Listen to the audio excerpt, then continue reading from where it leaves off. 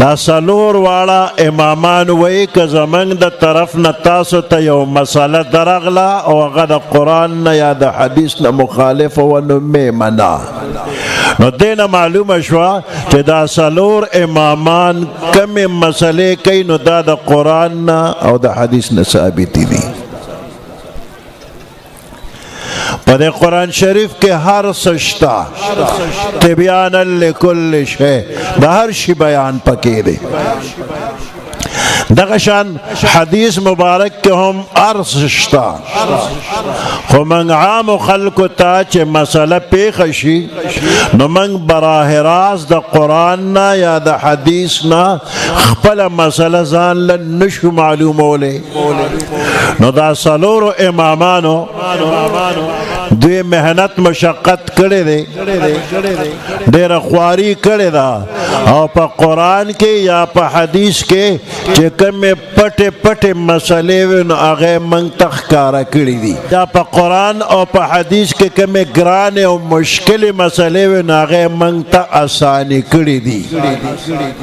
نو دا څلور امامان زمونږ د قرآن او د حدیث استادان دي او دا شارحین دي، دوی تشریح کړې ده د قرآن او د حدیث. نو د دوی مسئلې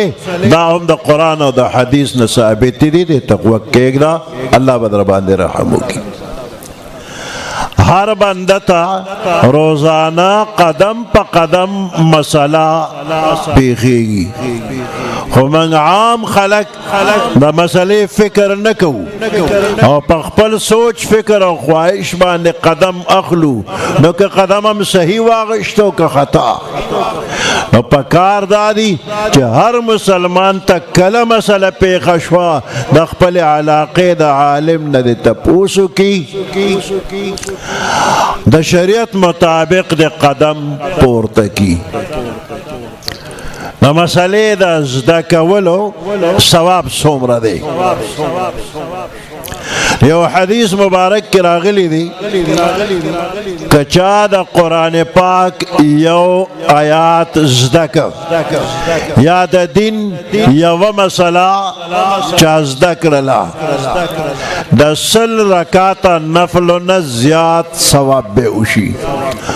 یو څو مسلې چې باب د علم ورته وایي که دا چا زده کړلې د 1000 رکعاته نفلو نه به ډېر ثواب ورته ملو شي.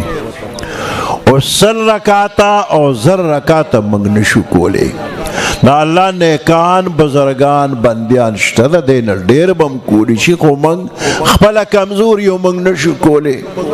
د 100 رکعاتو ثواب څونه دی؟ د 1000 رکعاتو ثواب څومره دی؟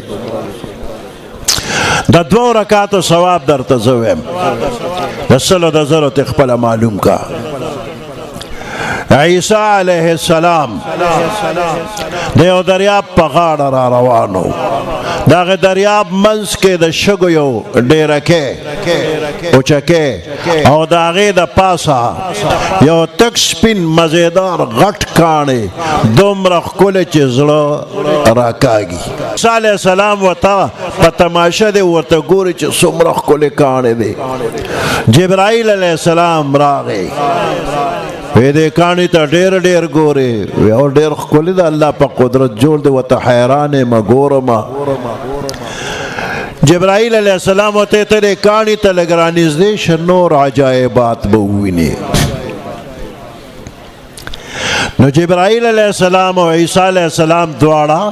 کاڼي خواته ورغلل. په هغې کاڼي کې دروازه کلو شوله. عیسی علیه السلام دننه ورغی، کاڼي کې یو بزرگ په مانځه ولاړ دی،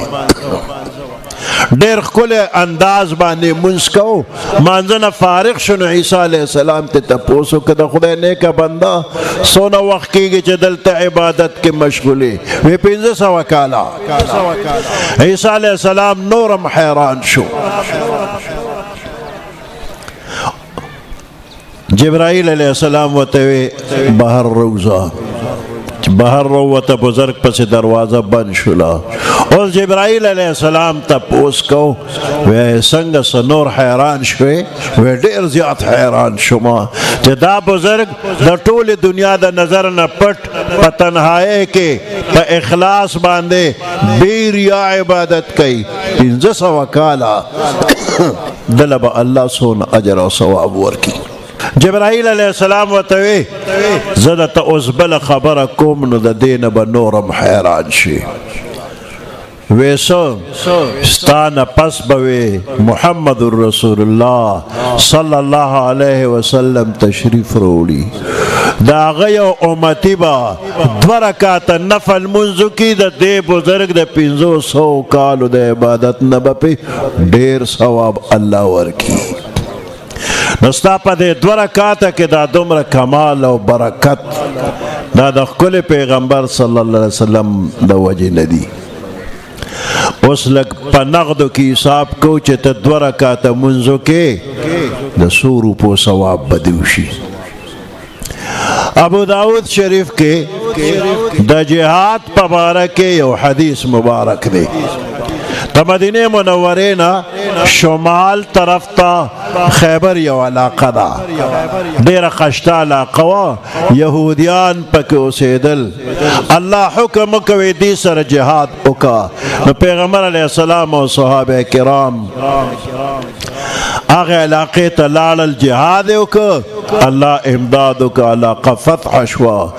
ډیر مال غنیمت په لاس راغی. پیغمبر علیہ السلام دغه مال غنیمت صحابه کرام باندې تقسیم کو. یو صحابی په خپل حصہ کې تجارت وکړو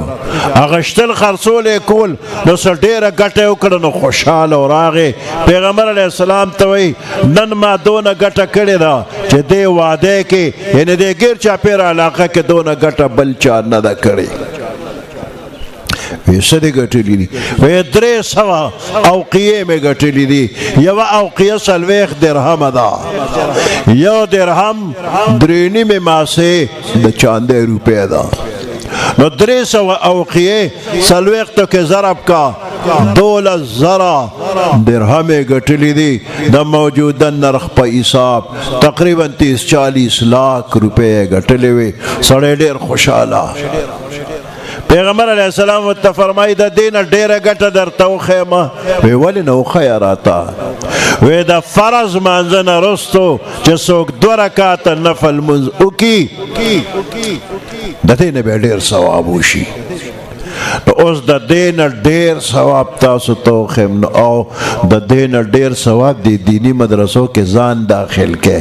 په خپل هم داخل شي او د خپل بچیم پکې داخل کې.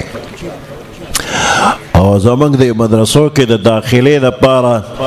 دا شرطونه نشته چې دا انډر ایج دی او دا اوور ایج دی. که یو بوډا بابا داخلیږي نو هغه ته هم داخله میلاویږي او که یو کشر هلک داخلیږي نو هم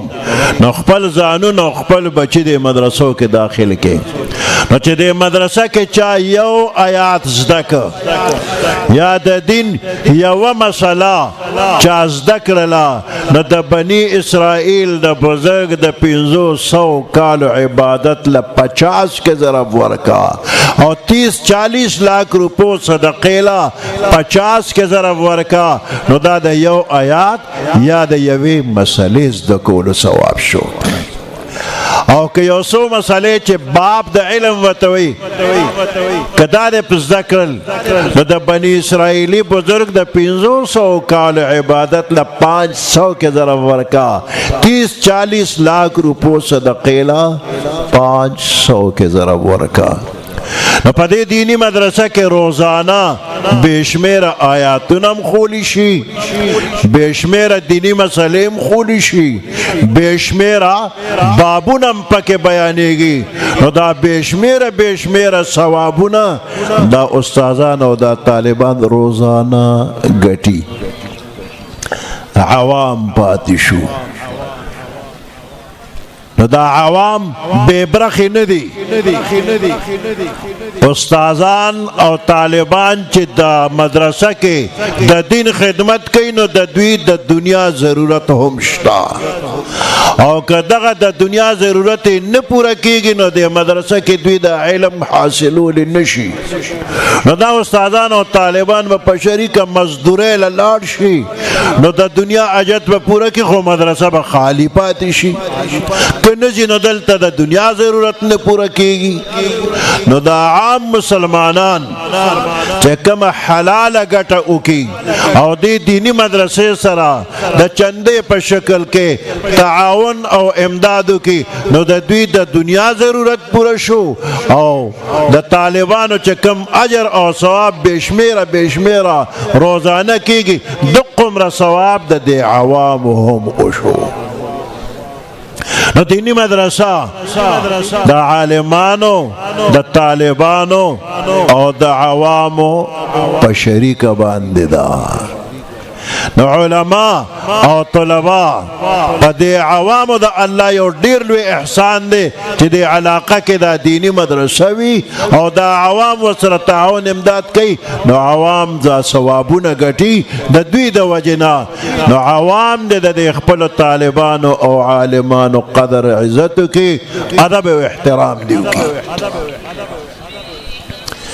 پیغمبر علیہ السلام خپل عام امت ته یو سفارش کړی دی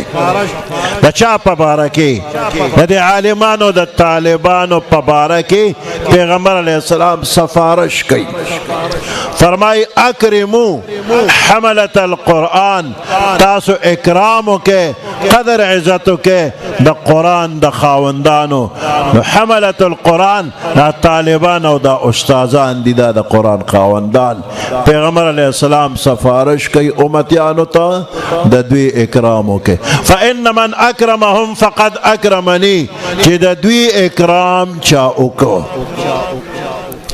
وی زما اکرام وکړو پیغمبر علیہ السلام فرمای چې زما اکرام وکړو ومن اکرمنی فقد اکرم الله او چې زما اکرام چا وکړ د الله اکرام وکړو نو ته به د خپل علاقې د یو طالب او د یو عالم قدر عزت کې او حقیقت کې دا د الله او د رسول الله اکرام دی وکړو او الله غیرتی بادشاہ د چا بدل پزان پریدي نه نو کته د خپل علاقې د عالم او د طالب قدر کې الله بتا قدرمن او عزتمن کی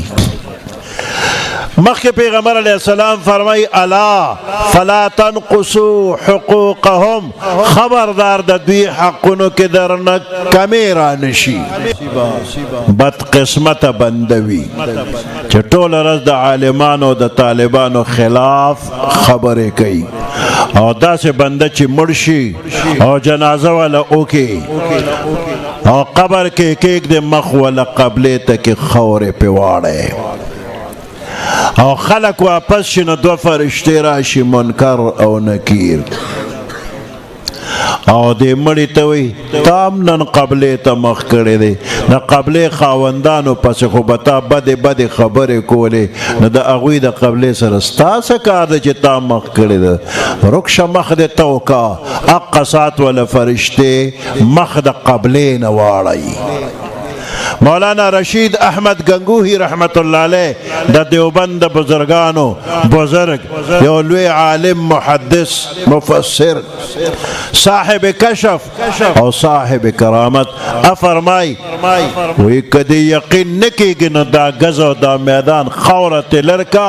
اس بیدت اخم چی مخی دا قبلین اوڑی دلی دی اللہ مخ قبلیتا لڑا نو عالمان طالبان اولیاء الله دا د الله دوستان دي او الله به د خپل دوستان جنت ته بوزي دوزخ ته نه سړی به هغه چا سره چې چا سره محبت وي نو که عالمان او طالبان د علم د برکت الله جنت ته بوزي نو دا عوام د دې د محبت د وجه وسره یو شانت به الله جنت ته بوزي څنګه دلته په مینه محبت یو ځای الله همدغسې جنت الفردوس کې مې یو ځای کا کم فضلائے کرام چې هغوی اوس فارغ شو آینده به دوی له الله د دین د خدمت توفیق ورکوي چاته چې د احادیثو مبارکو د پړاوولو موقع په لاس باندې ورشي هغې ته د خپل مشران استادان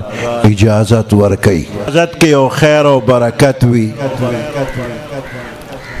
سو کال مخکې په کراچۍ کې د ټول پاکستان محتممین او شیوخ راجمع شوي وو په هغې کې مولانا فضل الرحمن صاحب خبره کوله چې زه هلکومه مولانا مفتی محمود صاحب سره د مولانا زکریا صاحب ملاقات لتلی ومه نو ما خپل والد صاحب ته وی